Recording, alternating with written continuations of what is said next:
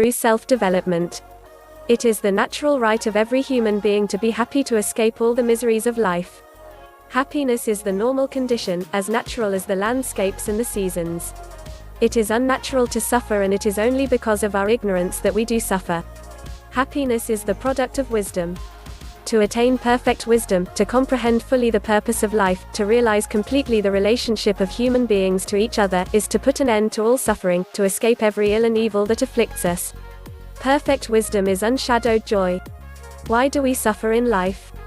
Because in the scheme of nature we are being forced forward in evolution, and we lack the spiritual illumination that alone can light the way and enable us to move safely among the obstacles that lie before us.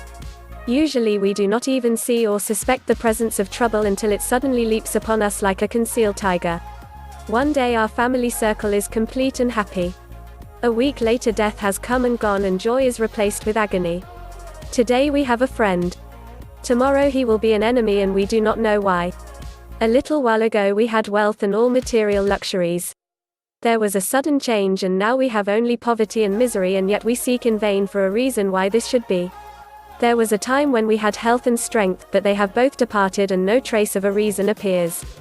Aside from these greater tragedies of life, innumerable things of lesser consequence continually bring to us little miseries and minor heartaches.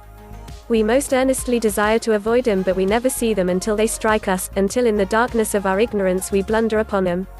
The thing we lack is the spiritual illumination that will enable us to look far and wide, finding the hidden causes of human suffering and revealing the method by which they may be avoided, and if we can but reach illumination, the evolutionary journey can be made both comfortably and swiftly. It is as though we must pass through a long, dark room filled with furniture promiscuously scattered about. In the darkness our progress would be slow and painful, and our bruises many.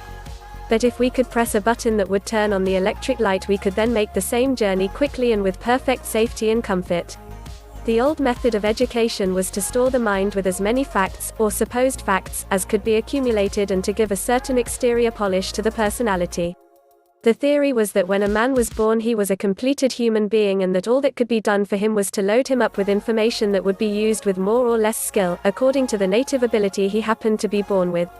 The theosophical idea is that the physical man, and all that constitutes his life in the physical world, is but a very partial expression of the self, that in the ego of each there is practically unlimited power and wisdom, that these may be brought through into expression in the physical world as the physical body and its invisible counterparts, which together constitute the complex vehicle of the ego's manifestation, are evolved and adapted to the purpose, and that in exact proportion that conscious effort is given to such self-development will spiritual illumination be achieved and wisdom attained.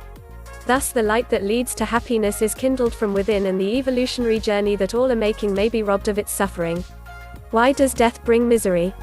Chiefly because it separates us from those we love. The only other reason why death brings grief or fear is because we do not understand it and comprehend the part it plays in human evolution.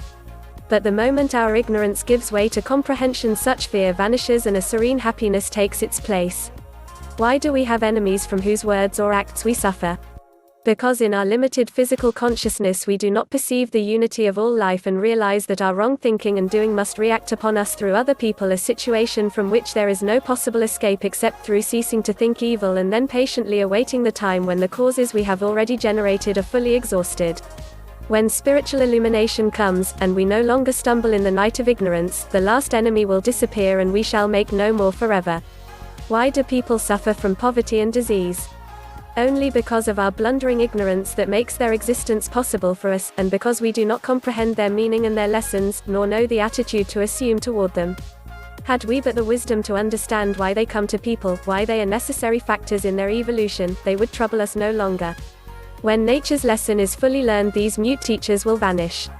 And so it is with all forms of suffering we experience.